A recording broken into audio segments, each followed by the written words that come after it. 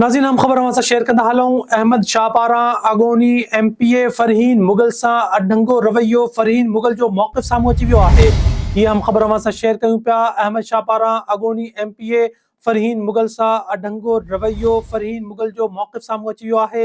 हैदराबाद में इफ़्तिताही तक़रीब दौरान अहमद अली शाह रबिन ते फ़रहीन मुग़ल जे हथ खे छंको ॾेई परे कयो हो।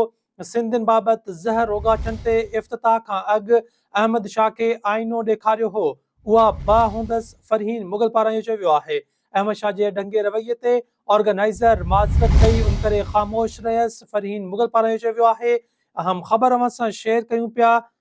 अहमद शाह पारां अॻूणी MPA फ़रहीन मुग़ल सां ढंगो रवैयो। फ़रहीन मुग़ल जो मौक़िफ़ साम्हूं अची वियो आहे।